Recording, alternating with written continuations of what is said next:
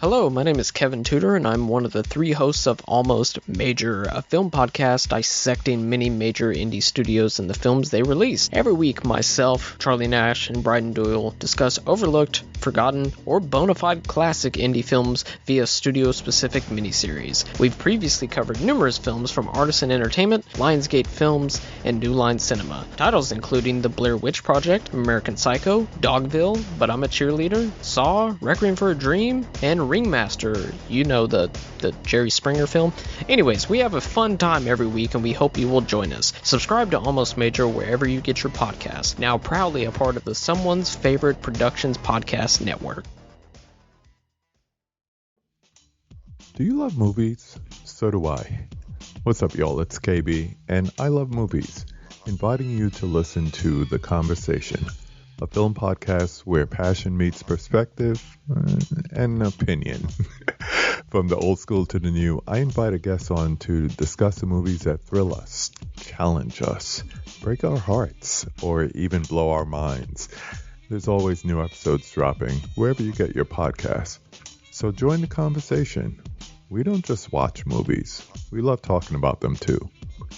The Conversation with KB Loves Movies, a part of Someone's Favorite Productions podcast network. You'll be ain't that for money. You'll be ain't that for love. You'll feel light in your body.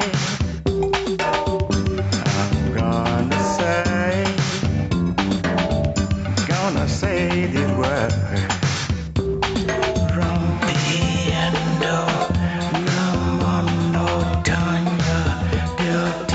Welcome to the Kulturecast. I'm Chris Stachiw.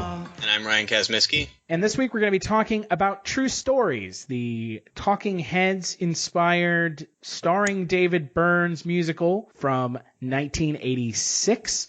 We also spoke with Stephen Tobolowsky, who helped write the film with David Byrne. So that interview will be here in a little bit. But before we get to True Stories, Ryan, have you been watching anything of note this week? No, not really this week. I've been just kind of busy with other stuff. I did once again watch the new Rick and Morty, which was powerful comedic experience as always. Let's see. No, I haven't watched anything else. As for me, I haven't watched anything else either. I know I'm going to try to go see Black Mass when it comes out this evening, I guess. Oh, man, that looks great. It does. From everything I've read, it sounds like it's going to be a return to form for Johnny Depp. Hopefully that is the case. I've missed Johnny Depp as the serious, dramatic actor that he was a couple years ago, and he kind of decided to do some other stuff. Like, what was the name of that movie? Oh, God. Mordecai, the movie that's like just been like called like one of the worst sacks of shit ever made. It looked pretty bad. But, I mean, the trailer for Black Mass is just like Johnny Depp looks fucking amazing. Yeah, he looks like an alien human being. He's strange to look at. But other than that, I really haven't gotten a chance to sit down and watch anything of note. And since we're recording this on Sunday, there is no news yet for this week, but I'm sure if there is anything, you can check it out at cultureshock.com. Move right on to the film at hand. True Stories was released in 1986. It's directed by David Byrne. David Byrne, frontman for the Talking Heads, one of my favorite bands. Might be my favorite band. It oscillates, but it's up there in my top three. The IMDb synopsis for the film is a small but growing Texas town filled with strange and musical characters celebrates its sesquicentennial and converge on a local parade and talent show. Hi, my name's David Byrne, and I made a movie about a bunch of people in Virgil, Texas. They're getting ready for the 150th anniversary of their state. They're calling it a celebration of specialness. Something's happening here, all right. The world is changing. It's created confusion and chaos. Do you run out of Kleenex, paper towels, and toilet paper at the same time? What time is it? No time to look back. I'd say that's an adequate description for a hard-to-describe film. Yeah. And the film stars John Goodman in one of his first starring roles, his first major film roles. David Byrne also is in the film as kind of the narrator. He also has a cameo as a singer at one point. The film also has Roebuck Pop Staples, who's a very famous singer, Spalding Gray, Annie McEnroe. It doesn't have the kind of the huge name cast. But that being said, Ryan, had you seen this film before, and what are your thoughts? Oh, yeah. I mean, I watched this film when I first was getting into the Talking Heads when I was going to film school. And it was like when I watched it the first time, it was, one of the movies that, when I saw it, I said, I want to make movies like that. Like, it's unique and great and hypnotizing. And I can only think of, like, one other thing that's even similar to it, but it's not even that close, which is Nashville, which is a Robert Altman film, which is kind of a big ensemble with a lot of music. But I love it. It's totally delightful. And it's quirky, too. Oh, yeah. I mean, that's like its main trait, I would say. Yeah, it's kind of like David Byrne himself. Yeah, that's, It's thoughtful and quirky. I would say that if you're trying to sell someone on this film and they've never had any experience with the Talking Heads, I think you're going to have a hard time selling this film to someone. Well, unless I think if there's someone who's interested in film in a bigger way than just watching like big Hollywood movies, I think it's such an awesome example of indie film from this time period.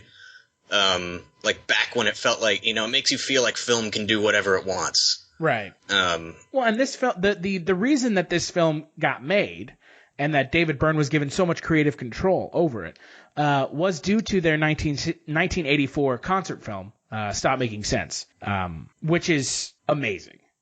Yeah. Absolutely one of the best films I've ever seen. Not musical films, just films I've ever seen. Jonathan Demme's ability to shoot a concert in a way that you don't feel like you're watching a concert, I think is something that I haven't seen in any other concert film. Yeah, it is great. But I wouldn't put it in one of my favorite films. But, I mean, I love the Talking Heads, but, it might just be because, they're not my favorite band of all time. Yeah. No, I can understand that. There's just something so magnetic about David Byrne in Stop Making Sense and his performance in the film. And in this, I mean, and that was magnetic about David Byrne. Yeah, and it totally carries over to true stories. I mean, there are portions of the film that is just David Byrne in a Chrysler LeBaron convertible, just driving around talking to the audience. Man, those driving scenes that are like fake driving, it's like he's sitting in a car and there's clearly, an old school kind of screen behind him of a Texas landscape going by, because he'll be like playing with the steering wheel in funny ways and the car is not really bouncing. And he just is like sort of musing to the audience about the things he's looking at. And that's I think that's again, that I think to me is the big selling point for this film is David Byrne's performance. Yeah, I would say so. Cause I mean, it is him sort of exploded with a little bit of narrative and some characters, but if I had to describe the film in one way, I would call it kind of like one long poem that sort of builds to little musical numbers. But even when it's not like a song going on, there's still always music in the background, and David Byrne is kind of talking in this lyrical, detached way that's just sort of like word association, where he's like, you may have seen it on TV. Or maybe you missed it. Let's go look at it. It's just like it totally just pulls you in. Well, and that to me, I think is what, the real thing about this movie that I love so much is that it is really just kind of almost like a train of thought. Yeah. And it's David Byrne's psyche on film is really what it is. I would say it's accurate. And I mean, I just want to talk for a second about like the opening, which is amazing, which is David Byrne giving this like very succinct, very blunt history of like the very complicated history of Texas, from like being settled to all the wars it went through to like getting to where we are now, which is a small town in Texas that's like sort of on the verge of changing into the modern era. And then it all slows down and you just enter this this one frame, but like before that it's this like quick rapid fire, like, and then the Spanish came, and then they became Mexicans, and then they were at war with the Apache. It's just like really fast, and then it just like you hit the road with him and you're like in the middle of nowhere, and it just like hits this like nice even pace, and you just sort of like explore this place and these characters through his lens. Yeah, and that I think to me is just a great way of explaining this movie. This is a hard movie to explain because it's really about the goings on in this small town, but nothing really happens in the film. Well, I mean, I guess the main through line is there's like sort of like a romance that builds between, like, John Goodman is David Byrne is kind of like the center of the film, but he's also like the narrator. He's kind of like the god of this world. And John Goodman's like this character that you keep following who's like looking for love, but he like just can't find the right woman. And he ends up falling in love with a woman who falls in love with him through watching him on television. It's just like such a talking heads kind of. And she never gets out of her bed. No, she never leaves her bed. She sees him on TV. It's but yeah, it's kind of. And her like assistant is her personal assistant is Pop Staples. Yeah. It's such a quirky, weird movie. It is. And I mean, one of the things I love about it is, you know, like you, I'm from Texas, from a place not that dissimilar from this. Well, and it was filmed, parts of it were filmed in Dallas. Yeah, I mean, when this was made, where I grew up in Plano, Texas, was just like this, like empty. It was just developing.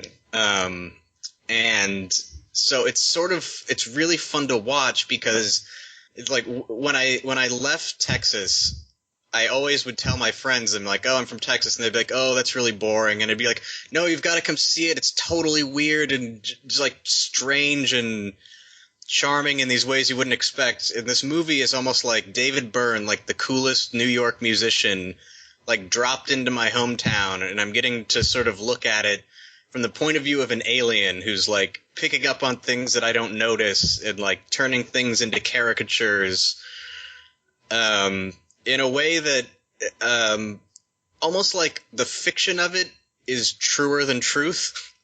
Would you agree with that? Yeah, no, I think that was kind of the whole push from David Byrne and Stephen Tobolowsky and Beth Henley when they were working on this. And there's I'll let the interview speak for itself and how it came to be. But I think that was the point of, you know, this film existing, was they were trying to show how those tabloids that you read at the grocery store, they seem stranger than truth, but in reality, that's the truth. Yeah, I mean, and I know a lot, like one criticism I've heard of this film, and it seems to come only from people who are not from Texas or have never been to a small town in Texas, is that it somehow paints all of these people to be like rubes or idiots, and I don't find that to be true at all. It has like a really genuine feel to it. Like it feels really sweet. Like it loves all of these people and all of their little quirks and all of the little places that they go and the buildings they work in. It never feels condescending. No, I mean, to me, it feels very reverential. Yes. It's not. This is not a satire of not these in any way. Of these people. It's not like, hey, look at this. Look at John Goodman's Louis Fine. He's such a weirdo. Yeah, no, and the final musical number is like a huge celebration of who he is and why he's not weird and why he's great, which just almost brings me to tears. People Like Us, John Goodman singing a country cover of People Like Us. Yeah, I mean, that song is amazing. They're growing as big as a house, Ryan. I know. He is big as a house, too. Yeah, John Goodman is a very imposing man, just in general. Yeah. You can really, like I said at the beginning of the podcast, this is John Goodman's first film. Like, one of his first films of note. So, you can kind of tell. I mean, John Goodman is I don't know how you would describe it, but John Goodman is one of the seminal character actors. Yeah, and I mean, in this film, he's not really behaving like he normally does in a lot of films. He's really, like, bashful. and harmless. So in a lot of his roles, he's kind of like got this edge to him. Like there's something a little bit strong and sinister under him because he's so big and imposing.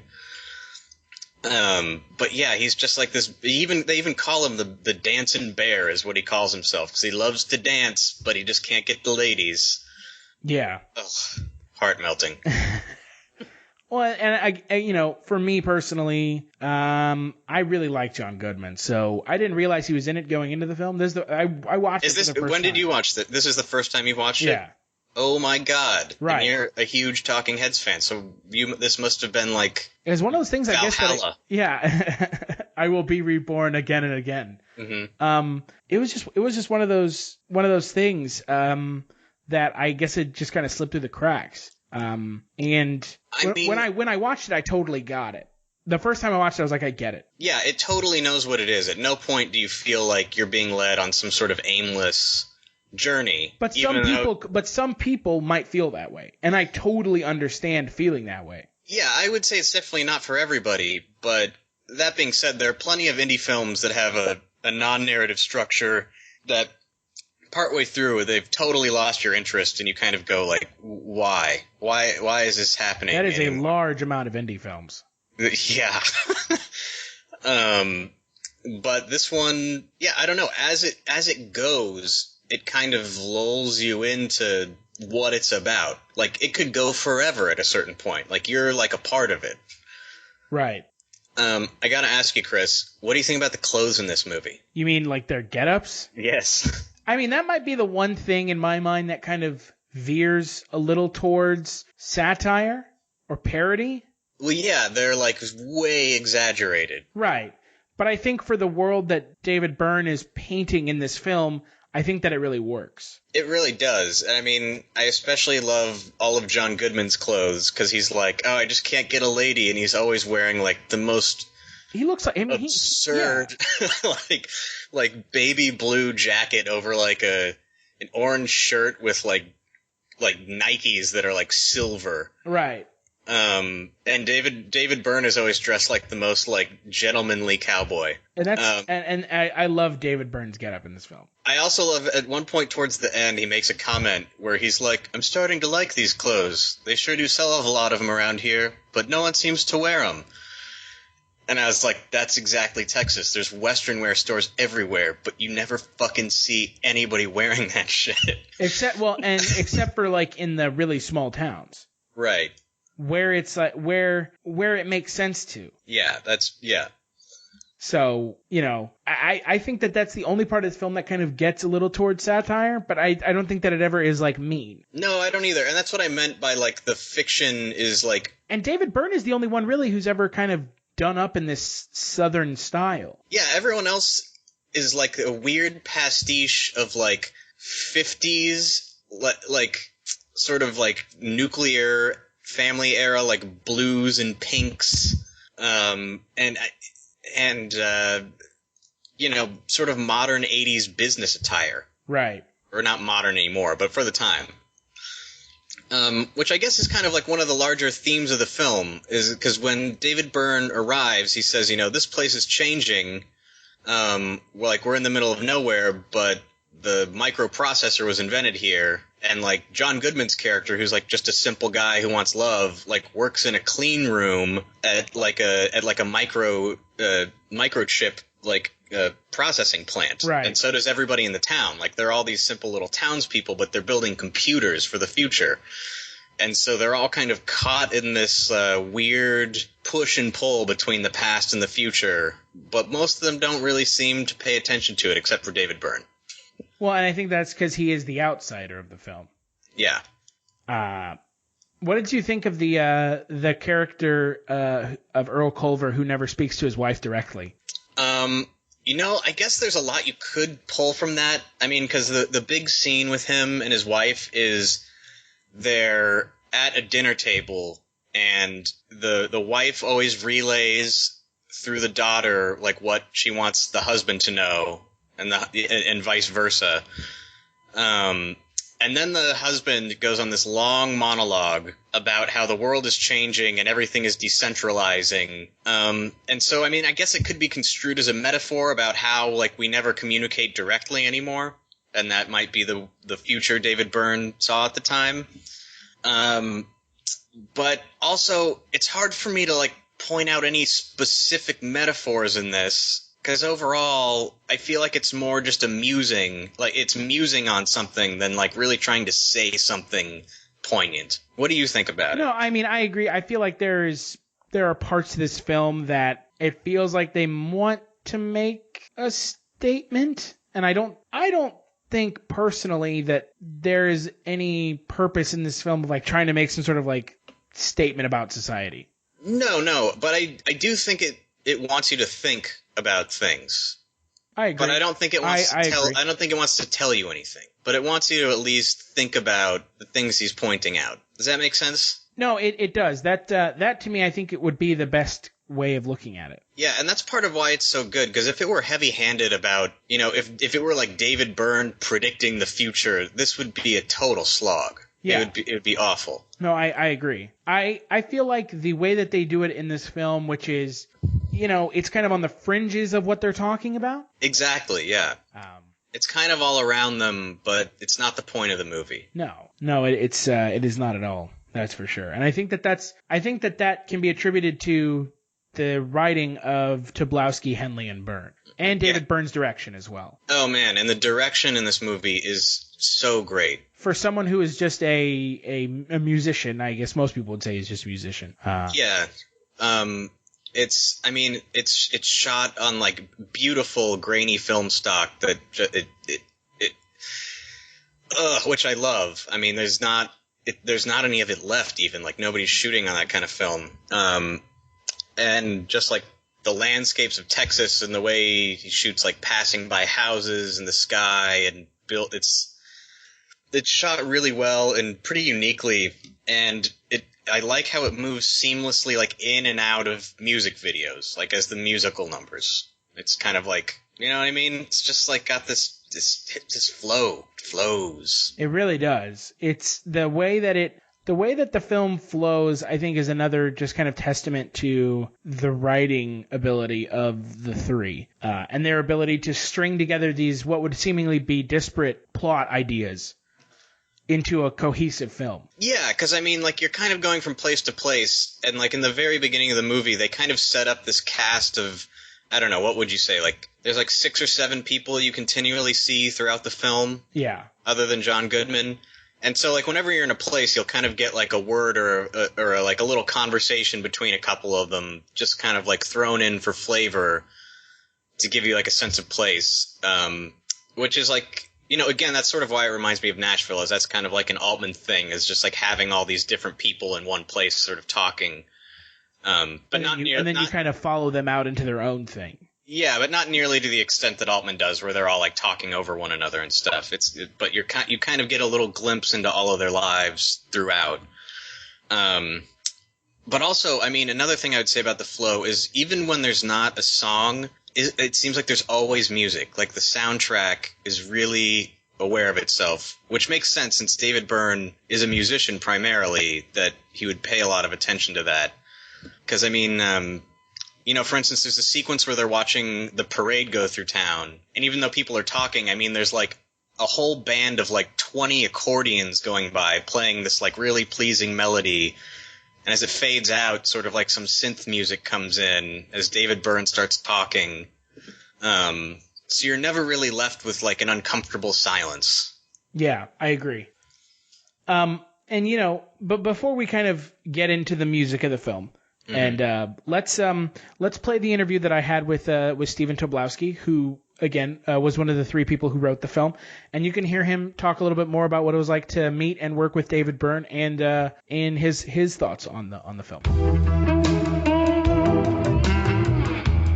What initially drew you to write True Stories, and how did David Byrne get involved in the process? Oh, that was pretty hysterical. At the time, my girlfriend of many years is Beth Henley, and Beth had just won the Pulitzer Prize for Crimes of the Heart. And when you become instantly famous for something really wonderful like Crimes of the Heart, you end up hooking up with a lot of people who are famous and are on their way up too. And who we ended up hooking up with was Jonathan Demme, great director who had just done Melvin and Howard. Beth and I were walking from Pilates class, and Jonathan Demme pulled up in his car and said, "Hey, Beth, I just am about to air my new film, Stop Making Sense. Would you guys like to come see the film?" So, of course, Beth and I jump into Jonathan's car, and he drives us to the Academy on Wilshire Boulevard, where you watch all the Academy films. We walked into this beautiful 1,900-seat theater that was totally empty, except for David Byrne, Chris Franz, Tina Weymouth, and Jerry Harrison. The Talking Heads, they were there, Jonathan and Beth and myself. So we watch Stop Making Sense together, the 7 or 8 of us. That was it. After the movie, we went out to eat at some place over by Sunset Boulevard. And David Byrne kind of got me into a corner. And David is always very, very hard on himself. He always wants to know the worst. So he was drilling me on what I thought was bad about the movie, where I thought the movie. And we talked for a couple of hours, and I thought we got on pretty well. And I thought the movie was spectacular. I didn't have too many comments otherwise. And in that conversation, David wanted to know kind of where, if Beth and I, where we lived, if we had a swimming pool, et cetera, up in the hills where Beth was living. And David said he was working on a video for his new song, Road to Nowhere. And he wanted to know if he could film part of it in our backyard in the swimming pool. So, of course, we said yes. And so if you go onto YouTube and look at Road to Nowhere, all the scenes in the backyard in the swimming pool were in our backyard. Wow. So after David filmed Road to Nowhere in our backyard, we had dinner that night, and I barbecued. And I remember David sitting by candlelight. It was really kind of an idyllic setting, David, Beth, and myself. And David was talking about his new project. He wanted to write a movie called True Stories. And it was based on the idea when he and the Talking Heads would go on the road, they would stop at 7-Elevens and all these coffee joints. And you have all these nasty newspapers there at the time, like the Inquirer, the Tatler, and all this stuff before they were respectable. And they would always have these true stories about people and things that you knew were absolutely incredible. There's the woman who never got out of bed. There's the child who could recite the Greek alphabet backwards. I believe there was one story in World Weekly News about a gardener who an alien had sex with his weed whacker. So David wanted to have every character in this movie have these incredible but true stories, at which point Beth, my dear Beth, girlfriend, looked at David and said, "Well, you need to talk to my sweetie because he hears tones." And David looked at me and said, "You hear tones?" And there was this psychic thing that happened to me at the beginning of my relationship with Beth, where I was going through a period of time where I could sort of hear tones coming from people and was able to identify what those tones meant. And I said the most preposterous, incredible things that all turned out to be true.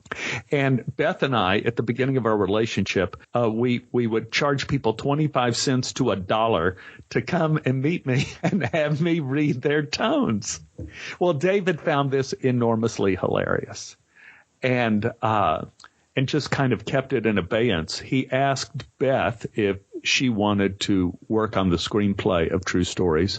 And Beth went over to David's house and then came back over a couple hours later and said, "Stephen, I don't understand what David's talking about at all. Maybe you should talk to him."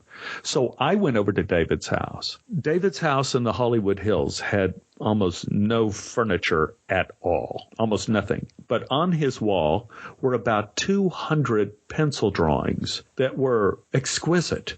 And I never knew this, but David was an artist before he was a musician. I mean, what do you call it? A graphic artist? What do you call that?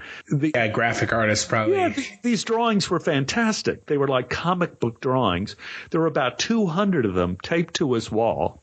And he said, do you think we could make a movie that had these drawings in, that had this like a storyboard, that we could put this together? And so I spent about a couple of hours looking at the drawings. And I guess I was waiting for David to talk, and David was waiting for me to talk. Neither of us spoke for like 2 hours.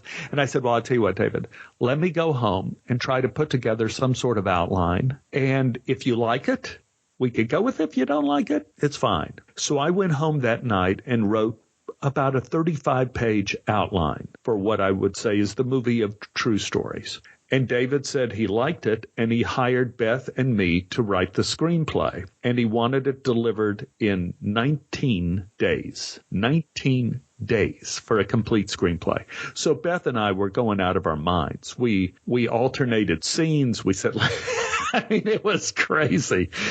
We had never worked so hard in our life, but we delivered a first draft in 19 days. David took it. Now, it was after we gave David the screenplay, we did not hear from him. Now, this is not an exact number, but it was about a year. I mean, a year. I did not hear one word from David. I didn't hear, like, do you want rewrites? I didn't hear David saying, oh, this is good, this is bad. Nothing. Zero. I'm about a year later.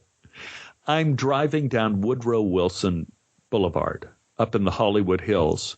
I'm stopping at a stop sign, and there is a knock on my window of the car, which, of course, makes me almost have a heart attack.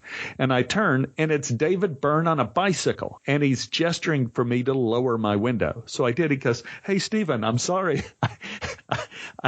We went on tour. I've been in the studio. I've been out of touch. I haven't gotten back to you about the script. I really changed everything up. You probably wouldn't even recognize it now. But are you going to be home this afternoon? Because there's something I want you to hear. And I said, sure, David. So David came by that afternoon, and he said, I ended up putting a character in the movie that hears tones. And I wrote a song for the character, and I want you to hear the song.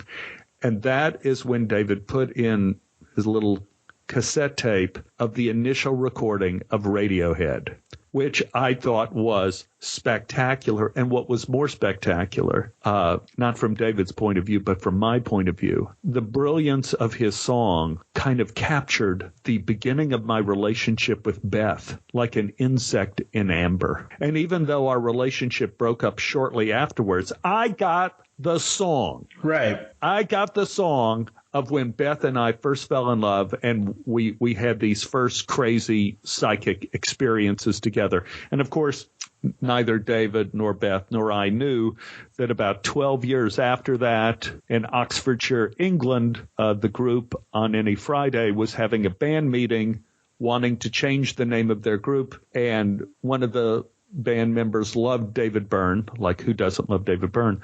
And they also love True Stories and the song, and they changed their name from On Any Friday to Radiohead. So I always wondered if, Tom York, Radiohead, ever knew the real beginning of the name of the story of his band was the psychic experiences of a 19-year-old boy in Texas with his girlfriend. I just, nobody ever knows the beginning of the story. So that is kind of how Beth and I got involved with David and how we wrote True Stories. One thing in my life, me as a writer, as a person, I can't help it. I'm what you would call a strict Aristotelian. I believe in Act 1, Act 2, and Act 3. I believe in connecting all the pieces.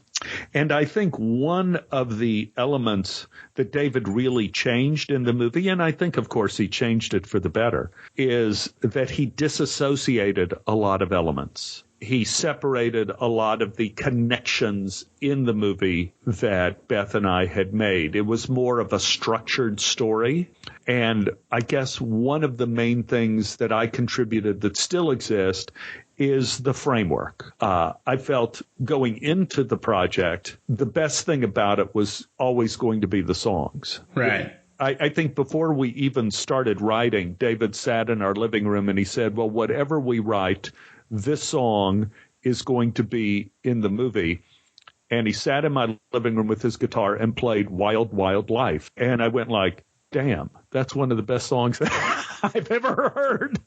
I love it. So the impression I got from the beginning is, if this movie has Wild, Wild Life in it, and of course, there's so many other great songs in that film, including Radiohead, that what you want to do is create a frame in which music can exist. And so I was telling David that there were several towns in Texas at the time that were having the sesquicentennial and a different bicentennial of the state of Texas and all this. So maybe you could have a celebration in town and you could get all of these different characters together and different elements of the celebration, like the time capsule, like parades, fashion shows. You can have different elements of celebration which could create the logic of the existence of song.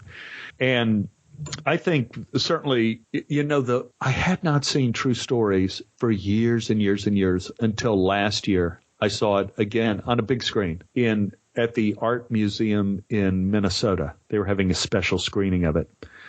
And it's wonderful. And I certainly think all the changes David made to the script that Beth and I did. And I wished I could say, well, David, if we had more than 19 days, we would have done a better job. But I don't think so. I think the changes David made were wonderful. And I think the film is universal and really holds up. And it's really extraordinary now looking back at it as to how kind of transcendent the film really is. The film, it is the spirit of the film that really holds up. Now, I know that's an incredibly long answer to your first question, but I think that's the answer to the first question.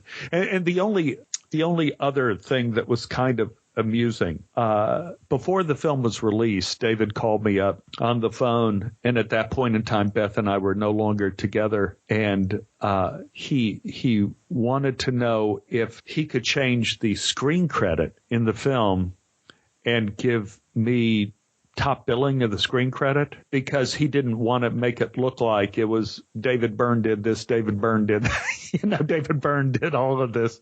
But you have to understand, it was very possible for David to do all of those elements of the film because they happened over such a long period of time. The evolution of the idea from that to rudimentary screenplay to that to a finished screenplay and creation and recording of the music was several years. So, but I agreed. And so I think my name ended up as primary screenwriter. But I really think the film is and always will be David.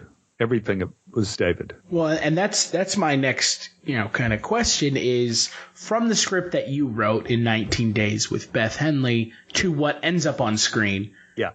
You said it was what you give yourself credit for is the framework. Yes. The frame was pretty much my idea. The idea of the placement of it kind of in Texas. Some of the jokes in the movie are still there that I wrote. A few of the lines, I think they're like 7 or 8 of the lines are still there. Beth wrote a lot of the lines of the woman who always lies, the woman who never tells the truth. Right. So some of Beth's dialogue, which is so funny, is still in the film. That is pretty much what we did. And then David and I, we took a trip to Dallas and around the area, and he took pictures of things. We took a trip for 3 or 4 days. It felt like longer than that, but I think it was, we drove around, and he loved the juxtapositions that existed in and around the Dallas area. For example, even though it's completely different now, and I don't know how old you are, but back in the day, so we're talking about, I guess, the late 70s, at that kind of juncture of Central Expressway and Northwest Highway, you have those two big golden Mylar buildings that are there. It's kind of almost in the area where in my time there was a theater called Cine 150, which said they had a huge screen. Now I think it's chopped up into a mini mall like everything else. But at the time, the Mylar buildings were very popular in Dallas. And at the same time, it would be in huge pasture land in which there would be cattle grazing. And you could get these modernistic buildings with cattle grazing around the base of them still at that time. So I guess you had the conflict of cultures. I took David to Big Town Mall. I was a child in school, I guess, in Dallas when Big Town Mall was inaugurated.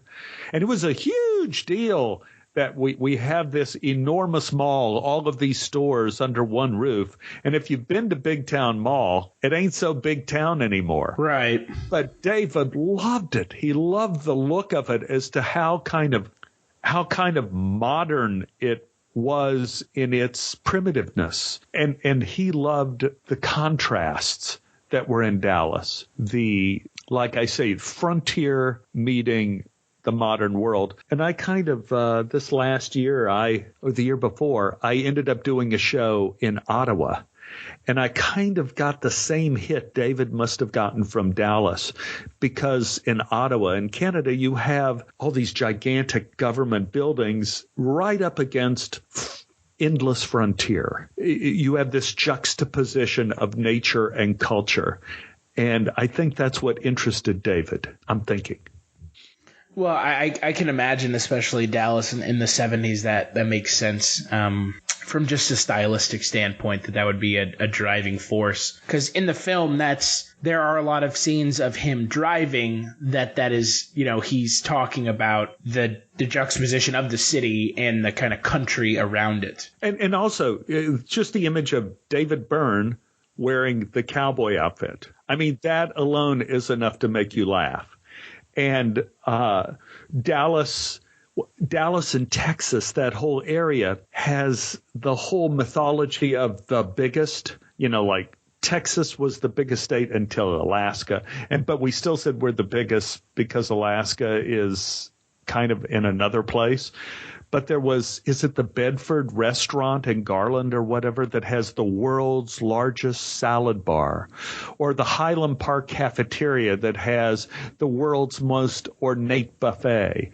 You have all these superlatives that were used in advertising in Dallas and Texas that were the kind of things that David found amusing and also really spectacular. The thing about true stories that is universal and dear, and it's the thing specifically about David Byrne, is that David does not make fun of the kind of corniness of saying this is the world's largest salad bar. He doesn't do a Saturday Night Live take on it and saying like, oh, aren't we all so superior? David finds the wonder and the beauty in all of that stuff. I remember we went to the Highland Park cafeteria and David ordered everything he could get on a tray. Every dish of salad, every dish of dessert, went back and got more. We must have had 50 different dishes on our little table at the Highland Park Cafe. And then David, in the middle of the restaurant, stands up on his chair, and this is before the age of iPhones, has a camera, and he's taking photographs of the top of the table with all of the different kinds of food that you could get at the Highland Park cafeteria. And there is a theme that runs through true stories of bounty and bountiful. And it's in John Goodman's wonderful production of People Like Us, or Big as a House, People Like Us, that he sings at the talent show. David doesn't make fun of people.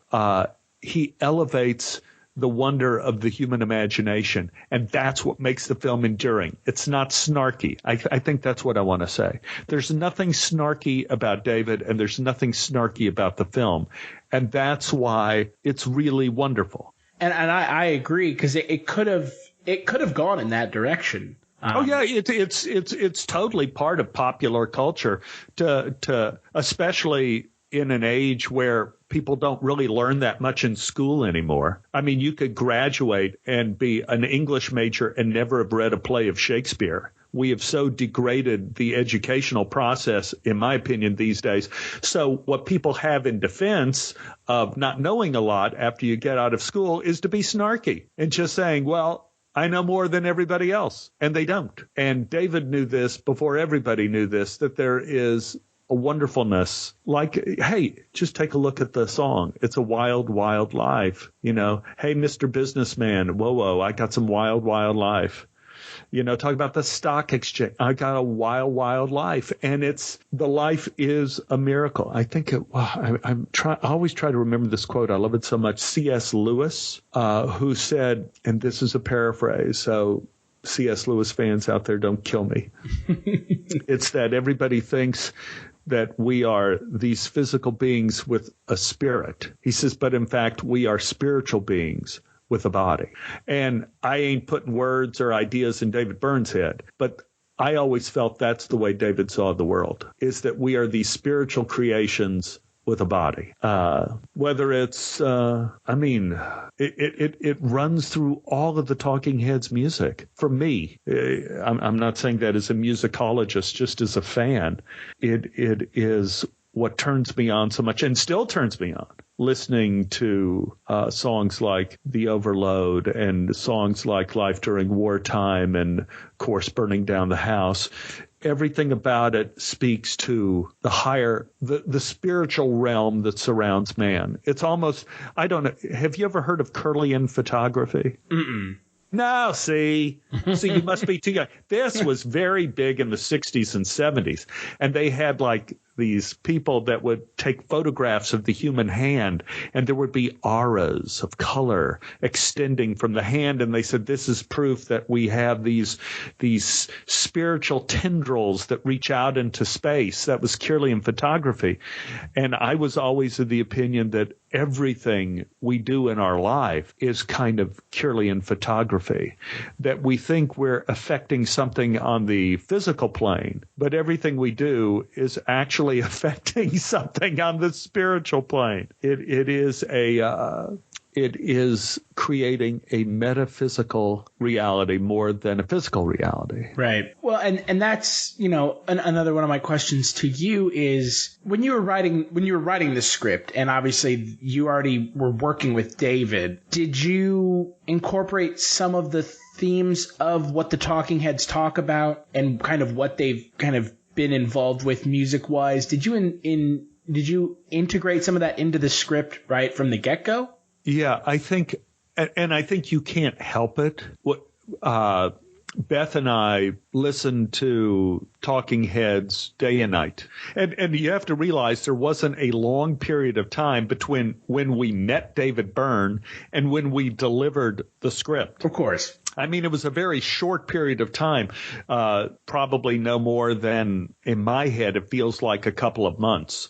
But when we met David, we were so turned on by the movie Stop Making Sense that Beth and I began listening to all of the back catalog of the Talking Heads and inundated ourselves with music. So by the time we really met David and were talking about True Stories, we kind of were had Talking Heads kind of in our blood. We kind of had that worldview percolating without consciously seeking it out to put it in True Stories. We kind of knew what it was. It's an important thing too. I have to mention that Beth and I are actors, and actors do that all the time. Right. So it is a very common exercise that when you read a script, whether it's Shaw, Shakespeare, or if it's a TV show Community or Glee, you read a script, you automatically as an actor absorb the worldview of that script, and it influences what choices you make. And so we already were used to doing that by being actors. And, when David took the script and you didn't hear from him for a year, were you kind of worried that it was, were you worried? I mean, right. Cause from me on my end, I write as well. And if I gave something to someone and never heard from them for a year, I would be self-conscious that, it was so bad that they're like, I got to distance myself from this person, or, you know what I mean? So, of course.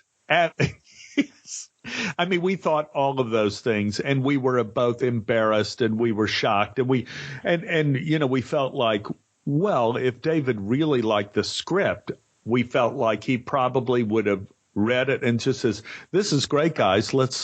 Let's work on, there are a few rewrites we want to do, but we didn't even hear that. We heard nothing. So we assumed like, oh dear, have we just laid like this enormous turd? Right. Down on the living room rug.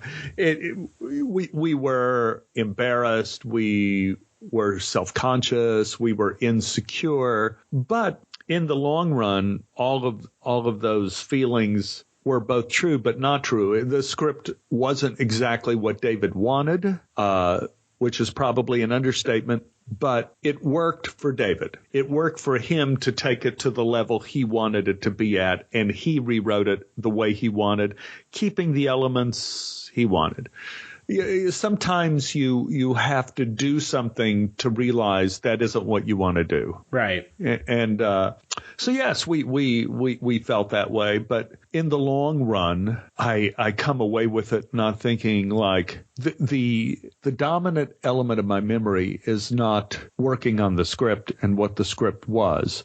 The dominant element is meeting David, being close to that music and his songs, and seeing what the finished product was, and knowing that we had a small kind of cog in a giant machine. We had a small contribution to what I think is a really terrific rock and roll film. And I agree. I watched it last night for the first time. And a lot of people who watched it probably didn't get it. It is not a film that I think it's a film that you either get or you don't get, and there's not really a whole lot of middle ground, because if you're not a fan of the Talking Heads and you can put yourself in that mindset, you're probably going to just look at it and feel like this movie goes nowhere, this serves no purpose, why am I watching this? Well, it's also a film like there are different films that become a sign of the times. And when True Stories came out was also the same time Prince's Purple Rain came out. It was really right around the same time. And Prince's movie really is a much more traditional of what we expect a rock and roll movie to be, kind of a musical. Right. As opposed to what True Stories is, which is an art film. It is, people want the very traditional romance, the family story or whatever that's in Purple Rain, mixed with Prince and mixed with those songs, and that kind of rush of narcissism, which is at the basis of all those kind of rock and roll movies, where and I mean it in both a good and a bad way. Whenever you have those rock and roll movies, there's a certain element of narcissism that surrounds the leading character. What David did was, even though it is definitely David Byrne's movie, and he is the center of the film, and he is the film, it isn't narcissistically so. He becomes the storyteller. He is the center of the film, but it's not about doing a plot or doing a strictly Aristotelian study. It's not about any of that. And if you went to True Stories thinking it's going to be, oh man, a rock and roll film, and you're going to have the girls in the bikinis, and you're going to have, a family drama and father and son and all this angst, you're going to be disappointed. You have to think like, I'm seeing a film by Fellini. It's more what this is. It is about the wonderment and the weirdness that is humanity. And you have to go open to that experience, which is more of an art film experience. Are you there? Hello? Yeah, sorry about that. Okay. I had I mute myself normally just so I can not have static on my end. Yes. what I was saying to myself, apparently, I think that's what works about the film is because it subverts your expectations of what would be a rock and roll film. I like Purple Rain, but at the same time, it's very rote in the way that it's exactly what you expect from a film that features the music of Prince. It has his music, it showcases it, and that's kind of what you're going to get. In True Stories, unless I forget, you never see David Byrne actually sing any of his songs. I think he lip syncs, or that there's a part where the talking heads are on a screen during some commercials. Yes, doing what is it, Love for Sale? Is that it with the candy bars? Right. Where it's like a traditional kind of music video sort of thing. But you don't in the movie you have the characters singing a lot of talking heads songs, and then you have in the presentation of Wild Wildlife at the discotheque where everyone is like lip sync night, right? And everyone gets up, and you have all these ordinary people lip syncing to the Talking Head song, and then you have the Talking Heads in disguise, one at a time, getting up, pretending they're the normal people lip syncing too. So they're stuck in that group too, singing Wild Wildlife. So you're correct. You don't have David singing any of those songs. And then they put out a secondary album, I think, where, for example, you have David singing Radiohead on another album.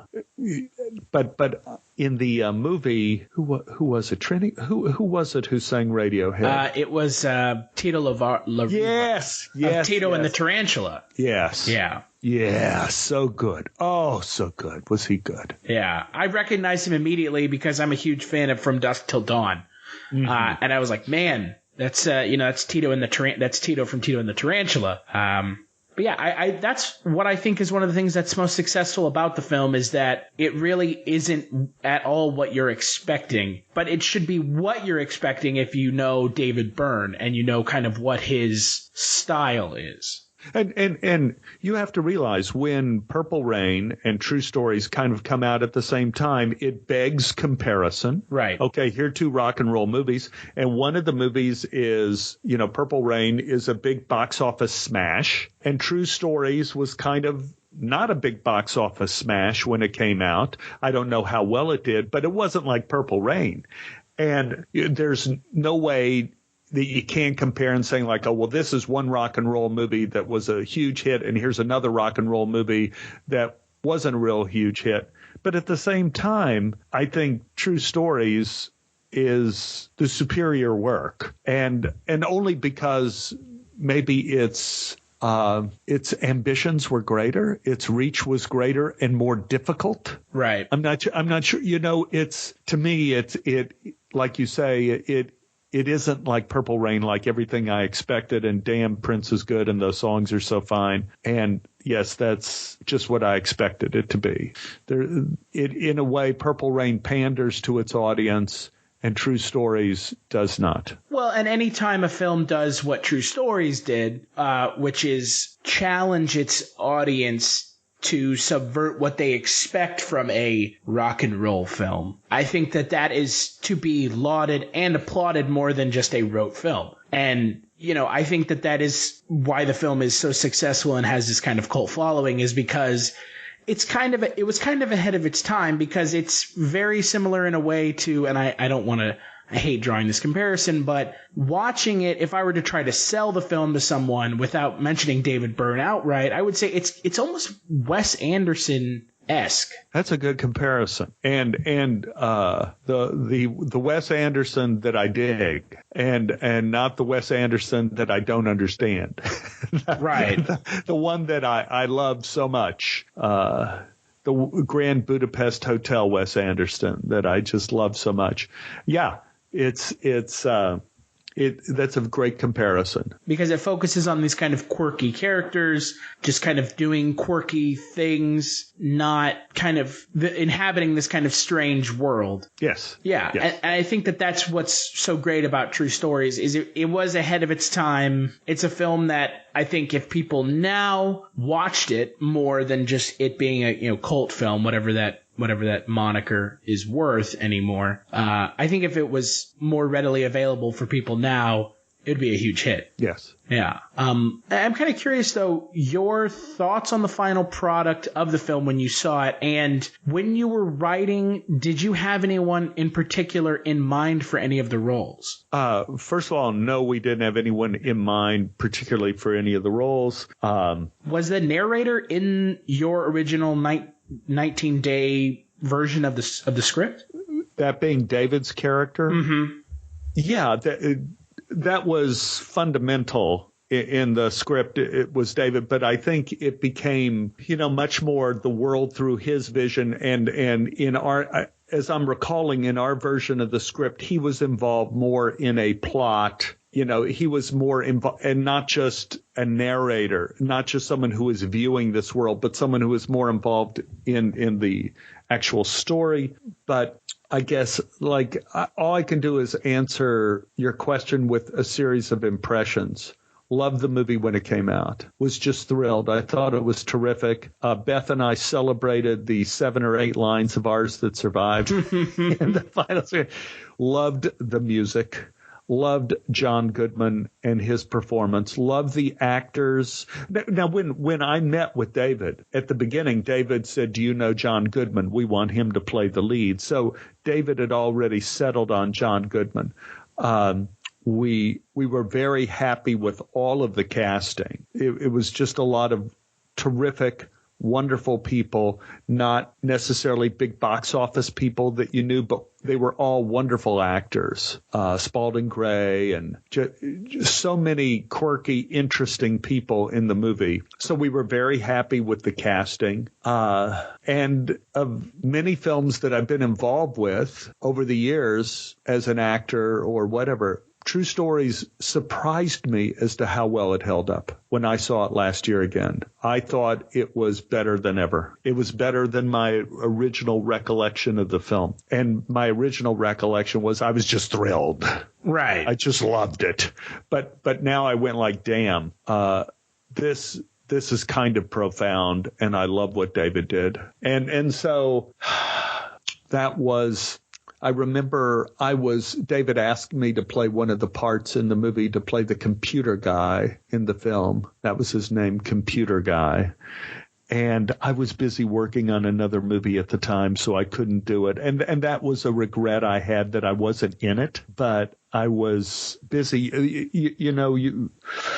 From meeting David to getting the job to writing the screenplay, I'm guessing was probably like 6 weeks. And then we wrote the screenplay in about 3 weeks. And then we didn't see David for a year. And so by the time that the movie was actually getting made was probably over a year after we finished the screenplay, and Beth and I had both moved on to other projects and other things going on in our life, especially since we thought we stunk up the joint with the screenplay. We wished it all well, and we just moved on. Right. So I guess that's the only regret I had, was that I was not free to play a part in it, because I would have really wanted to have seen me at that time in history and that level of baldness in being in that wonderful film. So this is kind of a more general question. Since True Stories has come up for our musical month, you personally, what is some of your favorite musicals, if you like them? I mean, I know the musicals are kind of a divisive genre in the film world. Do you like any specific musicals? Is that a genre that you enjoy? I love musicals as a whole, and I love musicals mainly in the theater. There are always difficulties in musicals in movies, and for a reason, is that on stage, the idea, it's much easier to create a kind of altered reality on stage, because the art of theater itself is this little magical flame in between what happens on stage and the audience. It's this magical agreement that goes on for 2.5 hours straight, where the audience says, like, I will suspend disbelief and I believe this is happening. Every time you have a movie, every time there is an edit in a film, somewhere in your brain, you know that reality is being manipulated for you. Right. You know that someone is choosing where to put the damn camera. Someone is choosing what they want you to see and what they don't want you to see. And you don't have that same mental freedom to extend into the work. So, in other words, you have Fiddler on the Roof on stage, and it knocks your socks off. Whether you see it in a high school production or on Broadway or the road company, it kills you. When you see it in a movie, you have a difficulty. Are you going to present the scenes of the film as rural Russia or Poland or wherever, Anatevka? Are you going to show this with the farmers and the ducks and all of that reality, and then break into song? And then how are you going to break into song? And are you going to be presenting the song to the camera, which may be 3 feet away? That is one thing that was so remarkable in, let's say, Funny Girl, where Barbra Streisand stands on that steamer and sings, "No one's going to rain on my parade." Now we're talking. But I got to tell you, you see Funny Girl on stage, it kills you. Right. It took something like her being on that steamship, going out to the liner, singing "No One's Gonna Rain on My Parade." It takes Julie Andrews coming over the mountains singing "The Hills Are Alive with the Sound of Music" to create the same sort of idea that you get in the theater all the time. So it is much more difficult to have a musical on film that works. One of the few I saw recently is Hairspray. Hairspray really works, and they made it work by creating, the shows wherever, like the American Bandstand type shows where you have singing and dancing anyway. And from there, you can extrapolate that it's the whole kind of society. And I think it was Nikki Blonsky who did it in the film. And you have somebody, you begin with Good Morning Baltimore, which is really filmed like a stage show, with her walking down the street. And again, it's not filmic reality, but they almost use the camera as saying, we have a bigger stage than you could imagine. Right. So that is the problem you have with movie musicals. Like, I certainly don't think, even though I did not dislike Les Mis as a movie, it had some elements that were really terrific. It doesn't touch the stage show. The stage show takes your breath away, and the movie is very good and the performances are very good, but it doesn't have the same effect. Right. No, I completely agree. When someone says I don't like musicals, my first response to them is, have you ever seen one on stage? Because, it's a night and day difference. It's really hard to suspend disbelief sometimes watching a film and characters just jump into song. Yeah. And you're just like, what? Like, this is out of nowhere. It doesn't work. I worked for a short period of time in a actor's lab, workshop, director's lab with William Gaskell of the Royal Court Theatre in London. And he said something that always stuck with me. And it's something that Marshall McLuhan in The Medium is the Message or Massage, however you wish to view that book, which is a funny story in and of itself, but saying that theater is a hotter medium than film or television. And what William Gaskell said is, he said, you always, in theater, the thing that works is doing something real. And, for example, I saw a Sam Shepard show at the Royal Court Theatre in London called Action, and they cook a turkey on stage in action.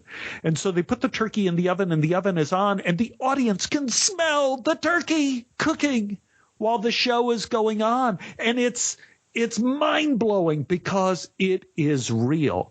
And in musicals on stage, when people break into song, they are doing something real. They are singing. Whereas on film, you always have the idea that it's manipulated. When I did that classic comedy, Wild Hogs, and it gave me the opportunity of talking, hey, please, it gave me the opportunity with spending some time with John Travolta. And he's a remarkable person. I just found him remarkable. And we talked at length about Saturday Night Fever.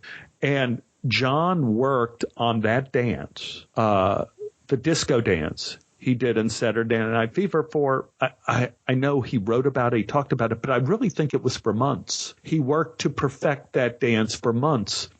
And when they were going to film the movie, they were going to film the dance like you film a movie, which is close up on his feet, close up on his face, close up on the hand moving, all these, a series of shots. And John it's amazing for someone that young in his career to have drawn a line in the sand. But he said, no. He said, I worked on this dance for a long time, and the only way I want it shot, and the only way it's going to work is if you shoot it like Fred Astaire. Floor to ceiling, where you see my feet, you see my head, and you don't cut it, to where people see I'm really doing it. Because once you start editing in film, we feel it's not really happening.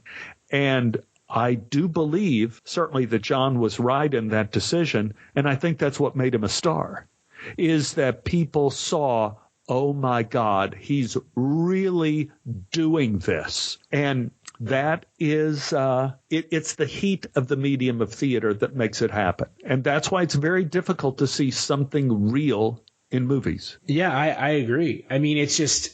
That's why I hate CGI. I mean, everybody thinks, oh, this is great. Now we have, giant purple pigs like running through the forest. I'm going like, I don't care. It's not real. I don't buy it. I don't buy Smaug the dragon. Big deal. I get it. It's a big drawing and computers are working and we see it in a sort of way, but it doesn't have a visceral impact on us. Right. We don't really go like, oh, it's that big. Okay, I get it. It's huge. Okay, fine. It's big. It's different than somebody opening a beer in a theater on stage and having the beer spurt out of the top.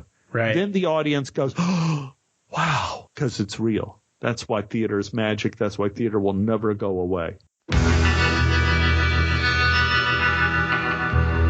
right. So big thanks to Stephen Tobolowsky for sitting down and talking with me about writing true stories. You mentioned before we went into the interview break the music of the film. Oh, yeah. So I had heard the music before I saw the movie, obviously. Interesting. Because obviously I've listened to all the Talking Heads CDs before. Right. Now on the CD, is it David Byrne singing the songs or is it the actors singing the songs? So that's the thing. There are two versions of the CD. The version of the CD that I have and that I listened to back in the day was the non-special edition version. The special edition has the film versions and the band versions. Okay. But this being a musical, what did you think of the music? I mean, it's great because once again, the Talking Heads is one of the best bands of all time. I think most critics wouldn't argue with that. And also, my favorite album of theirs is Little Creatures, which I know isn't the most popular opinion, but it's also very heavily Americana influenced, as is most of their music in this film.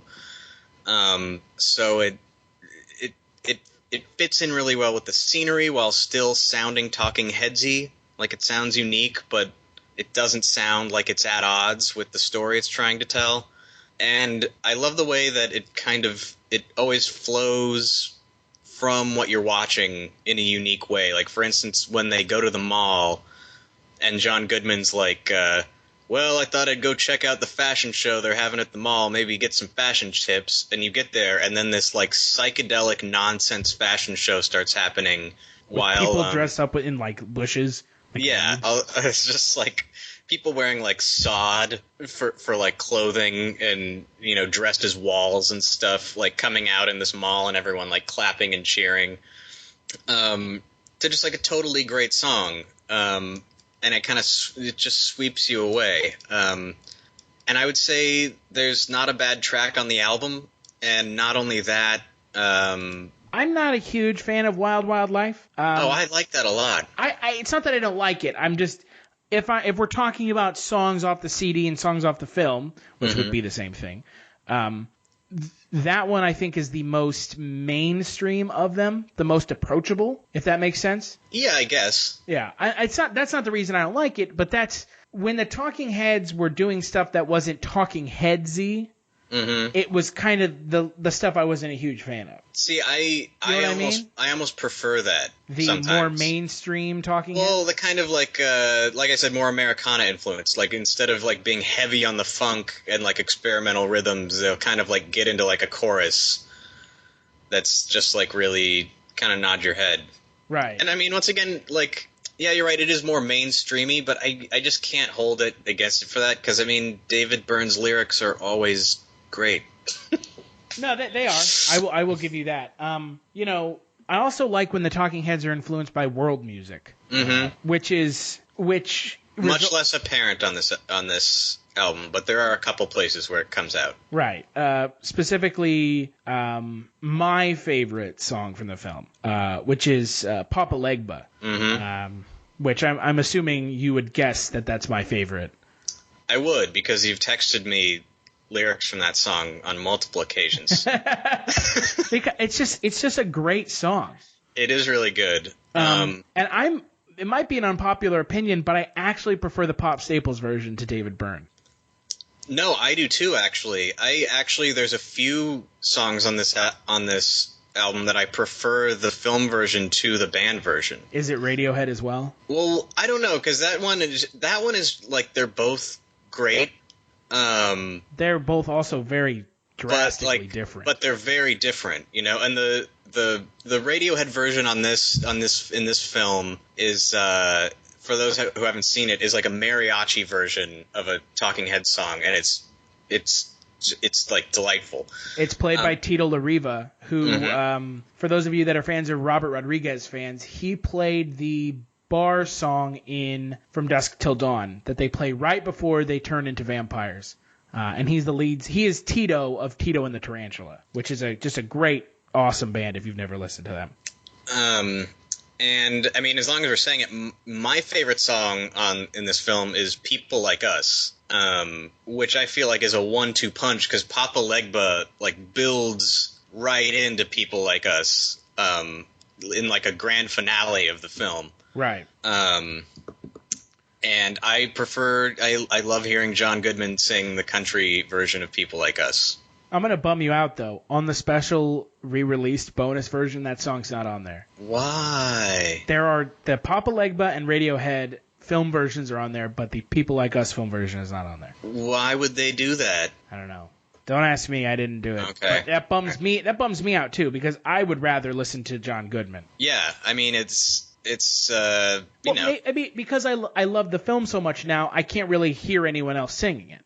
And it's like the emotional high point of the film. Right. I mean, in a film that's pretty even keeled all the way through. It's not like you're on a roller coaster or anything.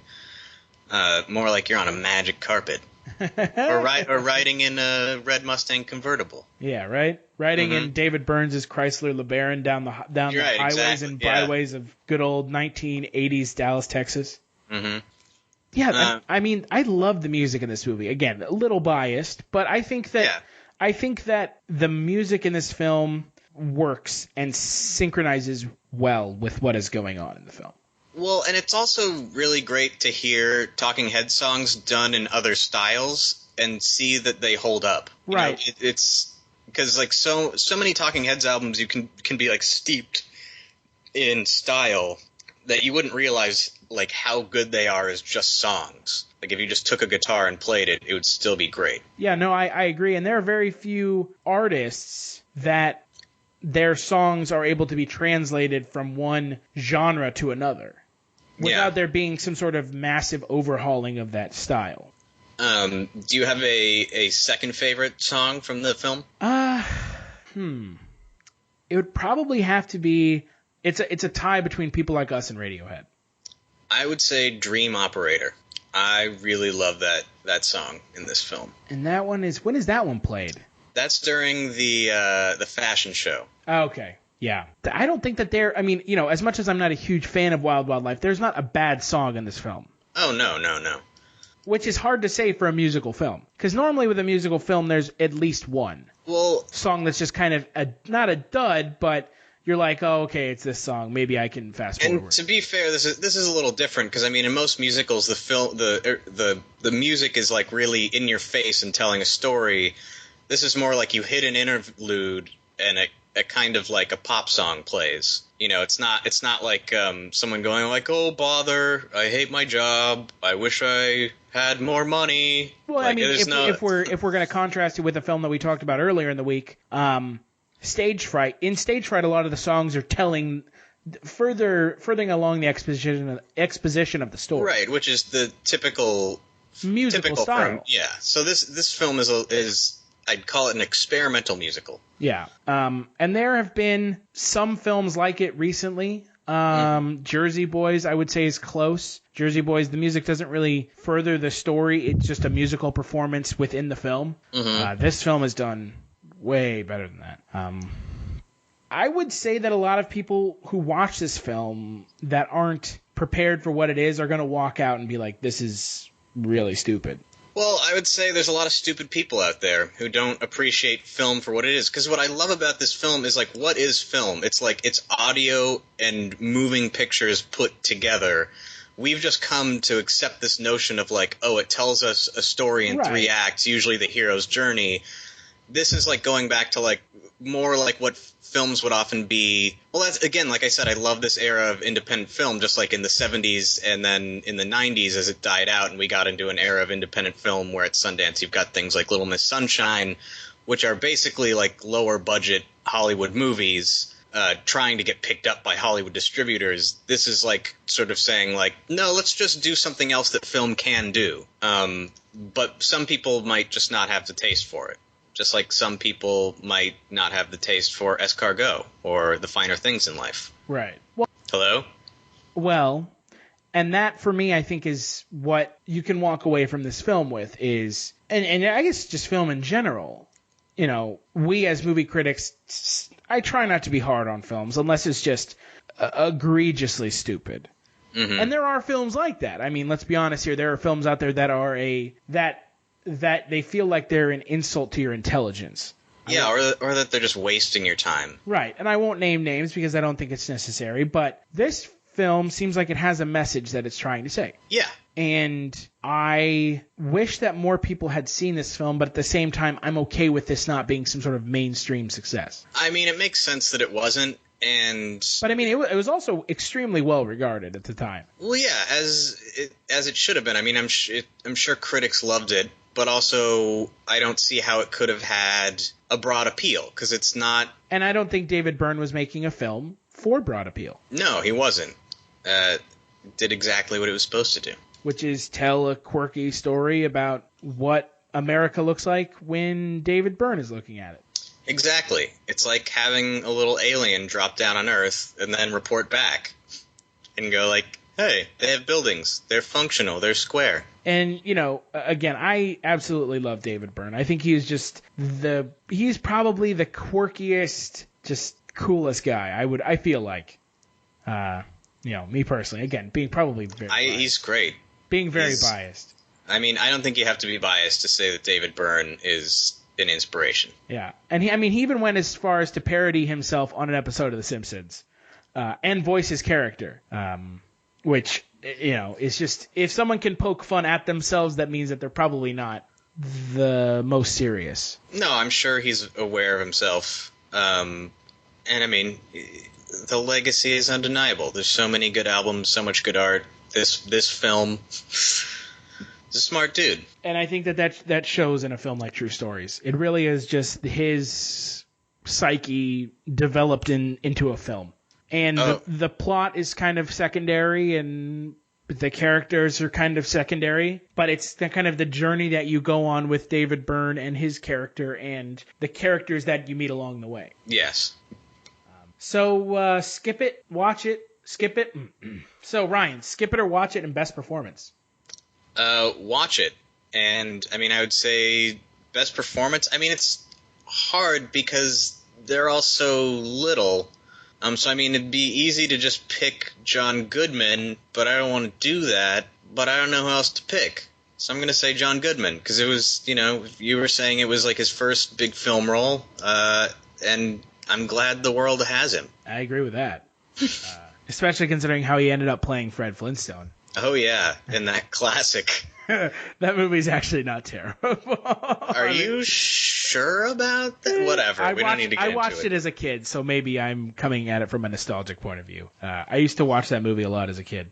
Yeah, this is like my friend Dan, who never forgets what he watched as a kid, and he'll be like, guys, no, Waterworld is awesome. What are you talking about? And everyone's like, Dan, Waterworld is roundly regarded as terrible. And he's like, I guess I haven't seen it since I was like 5. And we're like, yeah, it's awful. Don't shut up. Yeah, I don't know. There are just some movies that I have maybe I just have a little bit of a love for, and I shouldn't. So. Well, I don't know. I haven't seen the Flintstones since I was a kid either, so I have. I mean, it has Rick Moranis in it. You know, maybe I should rewatch. Rick Moranis as Barney. That's a thing that happened. Yeah. You know, for me, I'm going to definitely say watch it, with a caveat, though. If you're not the kind of person who's into quirky films and you're more into just kind of big-budget mainstream films, I would say that this film is probably not going to do it for you. I mean, you can watch it if you like, but I don't think that you're going to enjoy it. Nah, you know what? Fuck that. Stretch yourself. Grow as a human being. Well, yeah, but I mean, I can't tell someone to do that, Ryan. They have to on their own. I'll do it for you. You're an ass. And for best performance, leaving David Byrne out, which I think is a good option because that's kind of the dead giveaway. Yeah. And you already picked John Goodman. I would go with Pop Staples. I don't know, something about his character. I like his character in the film. Yeah, it was good. Of Pop Staples. So now that you've gotten our thoughts, Ryan, what do you think the Rotten Tomato meter reads for the film? I would put it at a high 80. 75%. Jeez. That's really high. That is high. What do you think the audience score is? I would put it at a high 80. The audience score is 84. Okay, so closer. Because, I mean, it is a cult film, so I expect anyone who's reviewing it on Rotten Tomatoes to be more people who sought it out than people who just, like, had it happen to them and went, like, right. What the fuck was that? And there are 5,200 reviews on Rotten Tomato. So that's not, like, a huge number either. Yeah. It's not like with Grease that we watched a couple weeks back, which was, 2.5 million, which just absurd number of reviews. So, before I plug next week's show, Ryan, is there anything that you want to plug? No. Wow. Okay. You're easy to please. You can follow me on Twitter at Culture Stash. We've got all kinds of stuff over at Culture Shocked. That's Culture with a K, so make sure to check that out. We have movie reviews and news, and we also do the Chronicles from the Crypt podcast, where we talk about 2 episodes of Tales from the Crypt a week for, we're at the beginning of season 4 now, so we've been doing it for a while. And we're right smack dab in the middle of musical month, so we're about halfway through at this point. So lots more singing left. Yeah, lots more singing in Singin September. We are approaching the middle point of the month. So next Monday we're going to be talking about Reefer Madness, the musical based off of the PSA film. Propaganda film. Yeah. From the 50s? Yeah, about how bad marijuana is. And we have some interviews, I want to say with Christian Campbell, who was in the film. And he's also in the stage play. And then next Thursday, we're going to be talking about Tenacious D and the Pick of Destiny with guest co-host Leif Tilden, who played Donatello in the first 2 Teenage Mutant Ninja Turtle movies. He was on a podcast last month. And we also have an interview with Jack Black, the Jack Black of Tenacious D, which is awesome, obviously. He was a great guy. It was awesome that he took time out of his schedule to sit down and talk with us. So make sure to check those out. When I was born, Papa couldn't afford to buy us much. He said, "Be proud of what you are."